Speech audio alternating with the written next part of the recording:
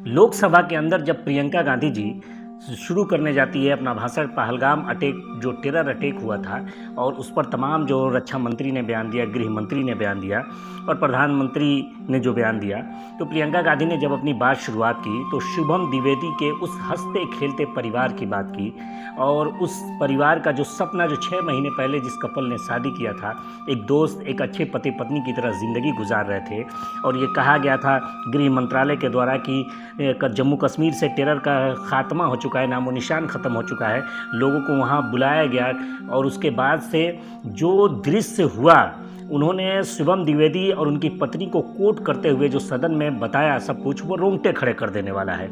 और यकीनन सरकार ने किस तरीके से इस देश के नागरिकों को आतंकवादियों के हाथ में यतीम छोड़ दिया था, वो आपको प्रियंका गांधी के इस भाषण से और इस वीडियो में आपको पता चलेगा। तो शुभम द्विवेदी के परिवार को और उनकी पत्नी की बातों को कोट करते हुए प्रियंका गांधी भावुक हो गई और सरकार से इतने तीखे सवाल पूछी कि सरकार ने आखिर ऐसा क्यों किया, वहाँ कोई सुरक्षा का पुख्ता इंतजाम क्यों नहीं था। 1 घंटे तक लोग अपने बच्चों को, अपने परिवार के जिन्हें आतंकवादियों ने मार गिराया था, उनकी लाशों को लेकर इंतजार करते रहे। न कोई फर्स्ट एड का इंतजाम था, न कोई एम्बुलेंस था, कुछ भी नहीं था। इन सारी बातों को प्रियंका गांधी जी ने कोट किया। शुभम द्विवेदी के परिवार को श्रद्धांजलि अर्पित करते हुए, उन्हें याद करते हुए आज प्रियंका गांधी जी ने जो बात कही है, यकीनन देश को सुनना चाहिए और यकीनन उस परिवार को ज़रूर आज कांग्रेस पार्टी के इन नेताओं के ऊपर गर्व हो रहा होगा जो उनके पीड़ा और उनके दर्द को देश के सबसे बड़े सदन के अंदर बयान कर रहे हैं। देखिए ये वीडियो। सत्ता पक्ष के कई मंत्रियों ने बोला, 1 घंटे का रक्षा मंत्री जी का लंबा भाषण था। सुनते सुनते एक बात मुझे बहुत खटक रही थी। उसके बाद जब दूसरे भाषण भी सुने आपके सत्ता पक्ष के, तब भी ये बात बार बार मेरे मन में आ रही थी कि सारी बातें कर ली, ऑपरेशन सिंदूर की बात कर ली, आतंकवाद की बात कर ली, देश की रक्षा की बात कर ली, इतिहास का पाठ भी पढ़ा दिया, लेकिन एक बात छूट गई। उस दिन 22 अप्रैल 2025 को जब 26 देशवासियों को अपने परिवार के सदस्यों के सामने खुलेआम मारा गया, तो ये हमला कैसे हुआ, क्यों हुआ?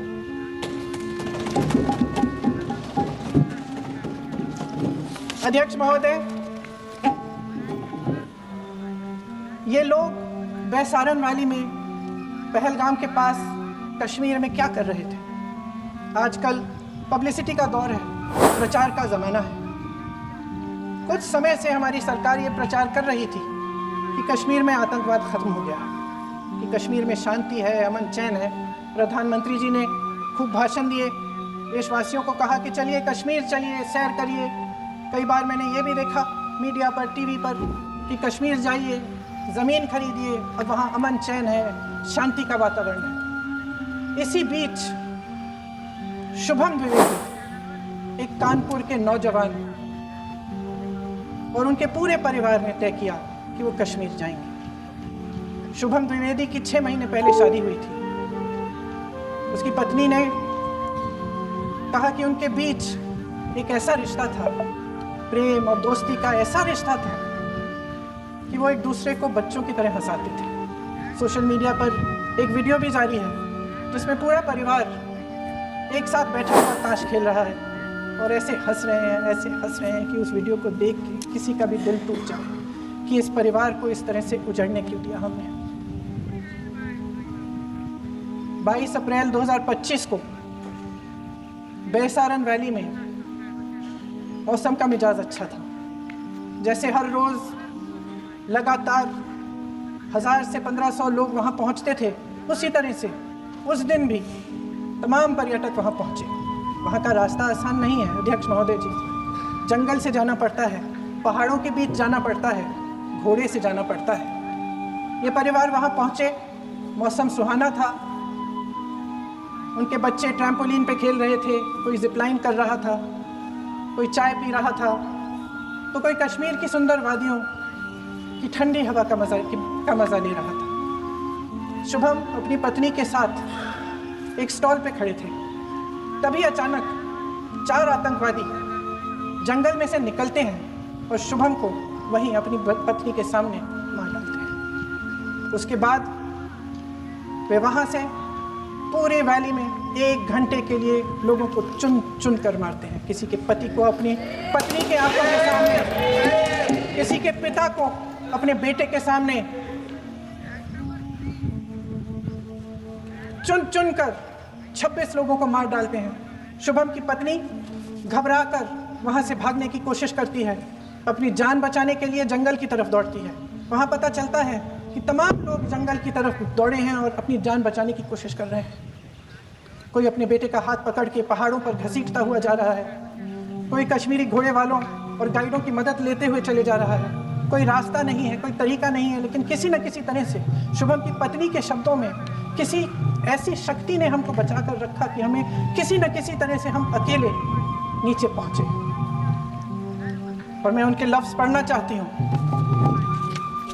क्योंकि उन्होंने कहा कि इस पूरे समय जब 1 घंटे के लिए चुन चुन कर भारतीय नागरिकों को मारा जा रहा था, इस पूरे समय उसे एक सुरक्षाकर्मी नहीं दिखा, एक सैनिक नहीं दिखा।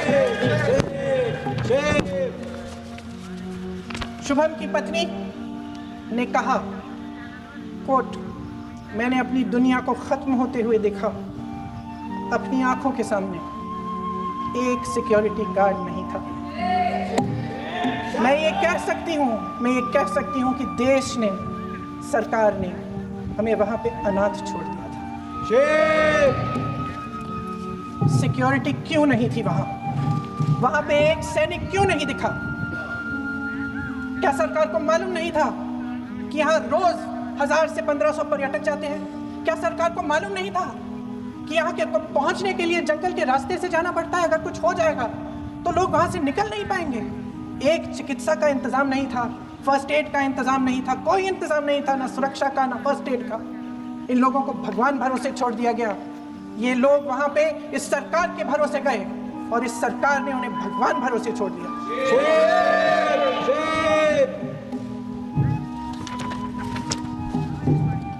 मैं पूछना चाहती हूँ, ये किसकी जिम्मेदारी थी? इस देश के नागरिकों की सुरक्षा की जिम्मेदारी किसकी है?